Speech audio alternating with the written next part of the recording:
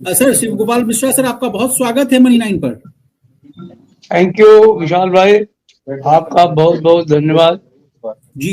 Sir, तमाम लोग जो हैं प्री बजट मीटिंग कहिए, कंसल्टेशन कहिए, उसमें देश के वित्त मंत्री निर्मला सीतारमण से मुलाकात कर रहे हैं, अपनी सिफारिश रख रहे हैं, डिमांड्स रख रहे हैं। आप लोग की भी कल मुलाकात हुई, श्रमिक संगठनों ने अपने मांग रखी है, कुछ कुछ मांग हैं, उन पर भी हम लोग विस्तार से चर्चा करेंगे। पहले आपसे जानना चाहेंगे सर कि कैसी रही मीटिंग। क्या अगर ये जो आप फिटमेंट फैक्टर जो बोल रहे हैं, आप तो बोल रहे हैं कि 2.86 फैक्टर की ये बात कह रहा हूं, तो क्या इससे न्यूनतम वेतन जो है 18,000 से बढ़कर 51,480 हो जाएगा? अभी मैं इसके बारे में आपको एक साइंटिफिक फार्मूला है उसको लगा करके देने की बात है।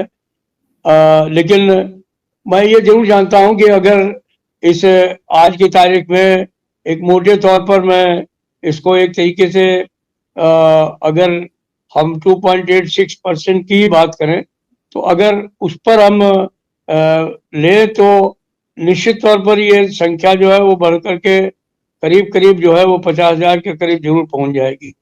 नहीं, ये 46,000 के करीब पहुंच जाएगी।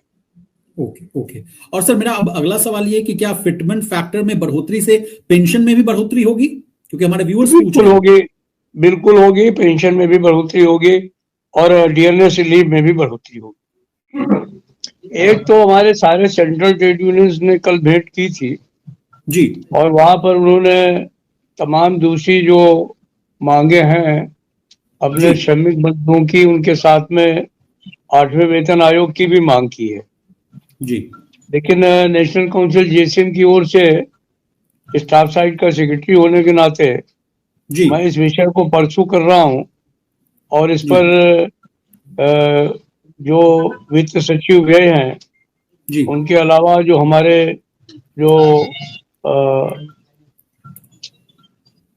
कैबिनेट सेक्रेटरी चेयरमैन है हमारी जेसीएम स्कीम के, तो उनको कई बार पत्र भी लिखे, अभी हाल में ही मिला भी था, उनको पत्र भी लिखा है और कहा है कि अब 1 साल से कम रह गया है, तो इसलिए अगर वेतन आयोग बैठाना है तो इमीडिएटली उसको डिक्लेयर करना चाहिए, क्योंकि वेतन आयोग अगर बैठेगा तो वो 2 साल से कम लेता नहीं है। जी सर। और सरकारी जो कर्मचारी हैं केंद्र सरकार के, उनका वेतनमान परिवर्तन जो है वो 1 जनवरी 26 से होना अनिवार्य है, क्योंकि 10 साल में हम लोगों के वेतन परिवर्तित होते हैं। ओके। इससे पहले जो कैबिनेट सेक्रेटरी थे उनसे भी कई बार इस विषय में बातचीत हुई थी, वो उनका कुछ विचार वेतन आयोग के बारे में जो है वो उतना सटीक नहीं था। उनका कहना यह था कि वेतन आयोग 2 साल बैठता है और फिर कुल मिला करके देखा गया है कि वो डीए उसमें जोड़ करके कुछ मल्टीप्लाइंग फैक्टर करके दे करके चला जाता है, तो ये 2 साल का टाइम जो है एक तरीके से वेस्ट है। मैंने तो उनको कहा था कि जब से मैं आया हूँ, मुझे भी करीब करीब 40 से 45 साल हो गए हैं ट्रेड यूनियन करते हुए।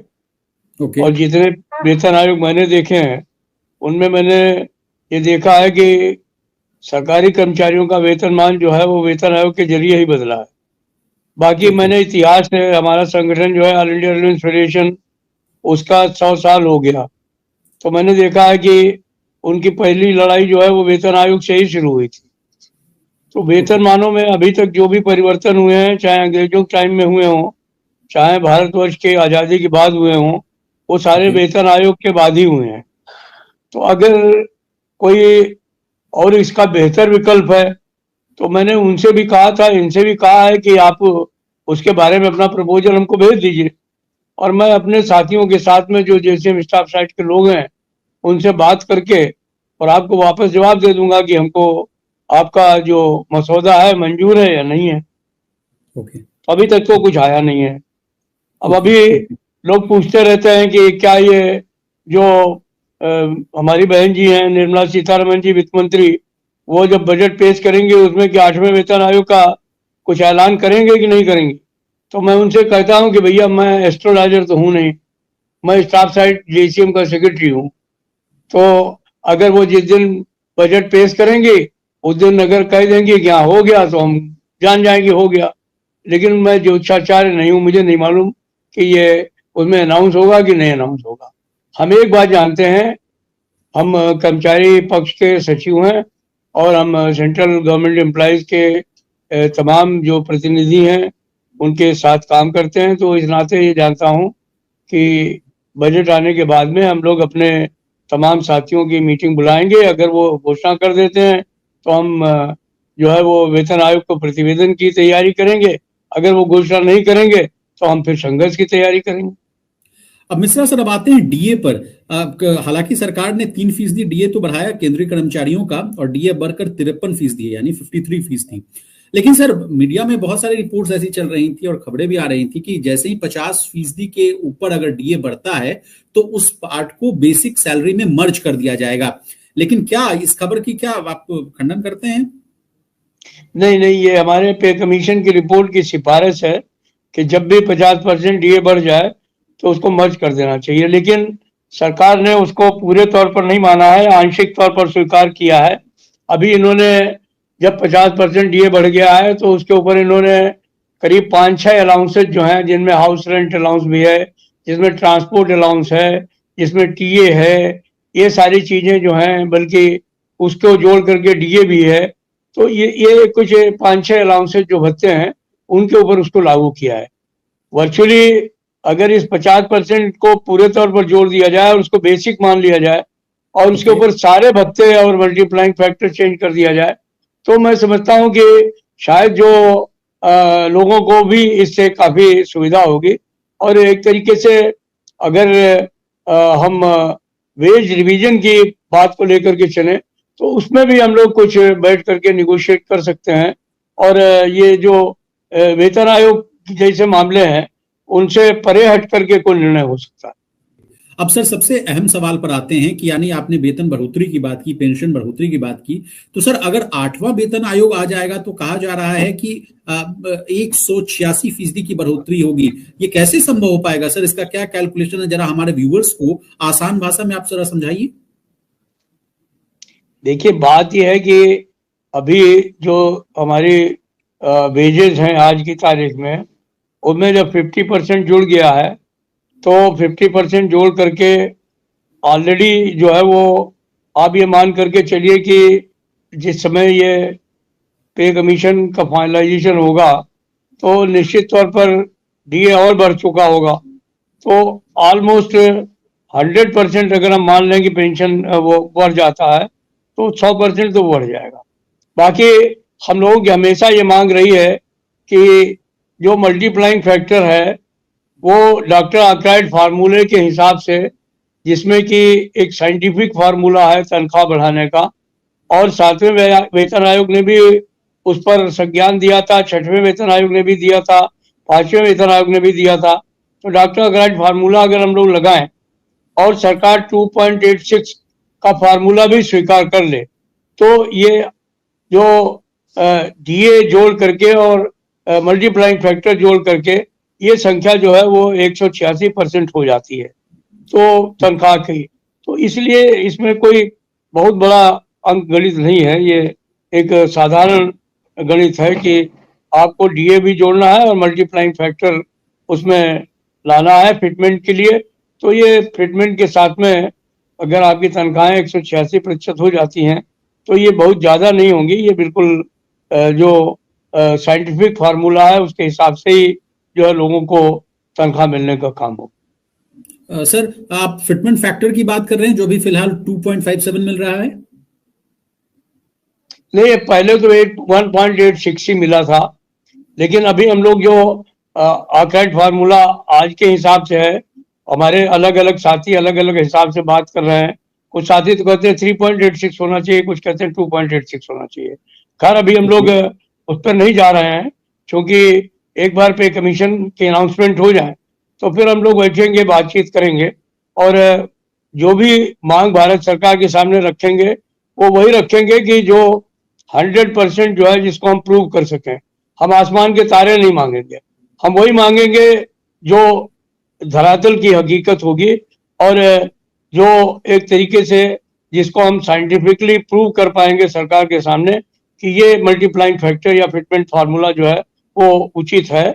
सरकार उस पर जवाब नहीं दे पाएगी। मुझे मालूम है कि सरकार हर बात हमारी बात को मान लेती है कि नहीं ये बात आप ठीक कह रहे हैं, पे कमीशन भी मान लेता है। पिछली बार 20,000 रुपए मिनिमम तनख्वाह मिलनी चाहिए, ये पे कमीशन ने स्वीकार किया हमारे साथ में डिस्कशन में, लेकिन बाद में उसने भी बेईमानी की हमारे साथ, और जब रिपोर्ट देने लगा तो उसने सरकार के दबाव में जो है वो 20,000 रुपए को घटा करके 18,000 रुपए कर दिया। तो ये उचित नहीं है। सरकार एक मॉडल एम्प्लॉयर होना चाहिए, आदर्श एम्प्लॉयर होना चाहिए, और उसे अगर वो धोखाधड़ी करेगी तो हम प्राइवेट एम्प्लॉयर को किस तरीके से जो है कहेंगे कि नहीं आप अपने कर्मचारियों के साथ में जो है न्याय करिए, अगर सरकार ही अपने कर्मचारियों के साथ अन्याय करे। अब मिश्रा सर, क्या अगर ये जो आप फिटमेंट फैक्टर जो बोल रहे हैं, आप तो बोल रहे हैं कि 2.86 फैक्टर की ये बात कह रहा हूं, तो क्या इससे न्यूनतम वेतन जो है 18,000 से बढ़कर 51,480 हो जाएगा? अभी मैं इसके बारे में आपको पूरे तौर पर नहीं बता पाऊंगा, क्योंकि ये एक साइंटिफिक फार्मूला है, उसको लगा करके देने की बात है। लेकिन मैं ये जरूर जानता हूं कि अगर इस आज की तारीख में एक मोटे तौर पर मैं इसको एक तरीके से अगर हम 2.86% की बात करें, तो अगर उस पर हम ले तो निश्चित तौर पर ये संख्या जो है वो बढ़ करके करीब करीब जो है वो 50,000 के करीब जरूर पहुंच जाएगी, नहीं ये 46,000 के करीब पहुंच जाएगी। ओके। और सर मेरा अब अगला सवाल ये कि क्या फिटमेंट फैक्टर में बढ़ोतरी से पेंशन में भी बढ़ोतरी होगी? क्योंकि हमारे व्यूअर्स पूछ रहे हैं। बिल्कुल होगी, पेंशन में भी बढ़ोतरी होगी और डियरनेस लीव में भी बढ़ोतरी होगी। जी। और सर अब चूंकि आपसे जो मैंने समय मांगा था उस समय पूरा हो रहा है, तो जाते जाते सर आपके और कोई अगर डिमांड्स हो तो प्लीज बताएं। नहीं, डिमांड तो यही है कि एक तो ये 18 महीने का जो हमारा डीए कोविड के समय में सरकार ने जो है वो एक तरीके से फ्रीज कर दिया था, उसको डिफ्रीज करके जो पेंशनर्स हैं उनके खाते में दे देना चाहिए, और जो नौकरी में लोग हैं उनको 3 किस्तों में उसका भुगतान कर देना चाहिए। दूसरी बात यह है कि ये जो वेतन आयोग का मामला है इसको इमीडिएटली हल करने का काम करना चाहिए, क्योंकि इसमें जितना विलंब होगा सरकारी कर्मचारियों में उतना ही असंतोष बढ़ेगा। और मैं समझता हूं कि एक अच्छी सरकार को बेहतर यही है कि लोगों को डिस्ट्रेस में नहीं रखे, तनाव में नहीं रखे, और फिर हमारे तो तमाम लोग डिफेंस में काम करने वाले लोग हैं, रेलवे में काम करने वाले लोग हैं, पोस्टल में काम करने वाले लोग हैं, इनकम टैक्स और दूसरे डिपार्टमेंट्स में काम करने वाले लोग हैं, तो उनकी अपनी प्रोडक्टिविटी है, वो प्रोडक्टिविटी बराबर बढ़ती रहे तो सरकार के प्रति विश्वास भी रहे। तो इस तरीके से मैं चाहूंगा कि इस सरकार को अब इमीडिएटली जो है वो वेतनमानों के बारे में फैसला करना चाहिए, वेतन आयोग के बारे में फैसला करना चाहिए, 18 महीने का जो डीए का एरियर है उसे भुगतान करना चाहिए। तमाम जो म्यूटेशन हमारा जो कम्यूटेशन है रिटायर्ड कर्मचारियों का, कोर्ट के फैसले हो गए कि 12 साल पे उसको वापस करना चाहिए, तो इसको करने का सवाल है। ये जो हमारे कर्मचारियों के लिए जो अभी इन्होंने स्कीम डिक्लेयर की है उसमें सीधे तौर पर इसको 20 साल के लिए लागू करना चाहिए। और एक जो सरकारी कर्मचारियों का बोनस है उस पर भी जो एक इन्होंने लिमिट लगा रखी है 7,000 रुपए की, इसे भी समाप्त करना चाहिए बोनस एक्ट में परिवर्तन करके। और अब देखिए कि मजाकी है कि ये वहां पर जो उसको तनख्वाह चाहे जितनी मिले, लेकिन बोनस 30 दिन का 7,000 रुपए बने। तो ये सब चीजें जो है वो पक्ष में नहीं है। और आजकल तो कोई ऐसी प्रॉब्लम भी नहीं है, सरकारी कर्मचारी बहुत मेहनत से काम कर रहा है, फायदे में सरकार को चला रहा है, जीएसटी में खूब पैसा आ रहा है, तो धन की कोई कमी नहीं नजर आ रही है हमको। तो अब वो भी नहीं है कि जो है वो ताला खुल नहीं सकता है, बस थोड़ा सा हल्का सा तिजोरी का ताला खोलने की जरूरत है और बटुए में थोड़ा हाथ डालने की जरूरत है। हम समझते हैं कि अच्छा हो जाएगा, लोगों को खुशी हो जाएगी और सरकारी कर्मचारी प्रसन्न होकर के काम करेगा तो और बेहतर काम करेगा, देश को और अच्छे रास्ते पर ले जाएगा। और मोदी जी का जो कहना है कि विकसित भारत का निर्माण, उसमें भी हमारा सरकारी कर्मचारी पूरा सहयोग देगा। अंतिम सवाल मिश्रा, कमेंट सेक्शन में कुछ लोग लिख रहे हैं कि सर आप लोगों ने तो 12 दिसंबर को भी प्रधानमंत्री मोदी को पत्र लिखा था, उस समय हवाला दिया था कि महंगाई दर में बढ़ोतरी है, रुपए की जो वैल्यू है दिन प्रतिदिन गिरावट है, तो इसलिए आवश्यक हो गया है कि 8वें वेतन आयोग का गठन किया जाए। राज्यसभा में भी सर वित्त राज्य मंत्री ने कहा था कि इस पर अभी कोई गठन का कोई प्रस्ताव नहीं है।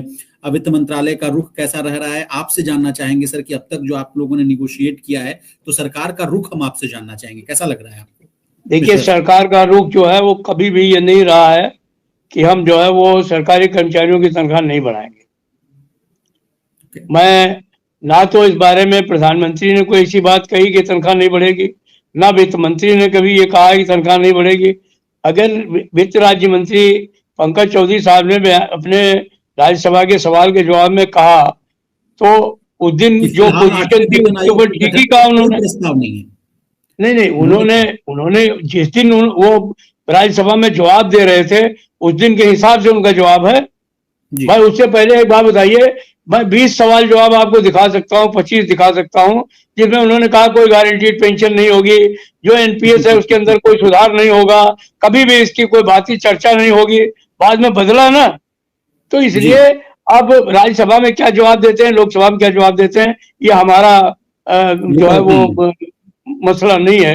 हमारा मसला वो है कि हमको मिलता क्या है, और उसमें बारे में राज्य कर्मचारी वो केंद्र सरकार के कर्मचारियों का एक पक्ष होने के नाते मैं दावे के साथ कहता हूं कि तनख्वाहें बढ़ेंगी, 1 जनवरी 2026 से ही बढ़ेंगी। यही सरकार बढ़ाएगी, वेतन आयोग लाएगी या क्या करेगी ये मुझे नहीं मालूम है, लेकिन तनख्वाहें 1 जनवरी 2026 से जरूर बढ़ेंगी, ये मैं दावे के साथ कहता हूं। जी। अब सर समअप करना चाहेंगे तो प्लीज आपसे निवेदन है कि अगर और कोई डिमांड हो तो प्लीज बताइए, क्योंकि शो को हम लोग फिर वाइंड अप करेंगे। मैंने आपको पहले ही कहा कि हमारी जो बेसिक मांग है वो अभी तो इस समय यही है कि वेतन आयोग का गठन किया जाए।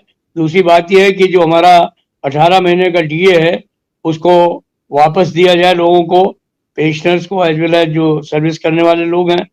तीसरी बात यह है कि जो हमारे कम्यूटेशन वगैरह के मसले हैं उनको जो है वो सरकार जल्दी हल करे, क्योंकि 12 साल का आदेश तमाम कोर्ट्स ने कर दिया है। राजस्थान सरकार ने, पंजाब सरकार ने बंद कर दिया है, गुजरात सरकार ने, और जो है वो आंध्र प्रदेश सरकार ने, तमिलनाडु की सरकार ने अपने आप ही जो है उसको 13 साल कर दिया है। तो ये 6 सरकारें जो हैं वो अपने आप कर चुकी हैं, 2 सरकारें कोर्ट के दबाव में कर चुकी हैं।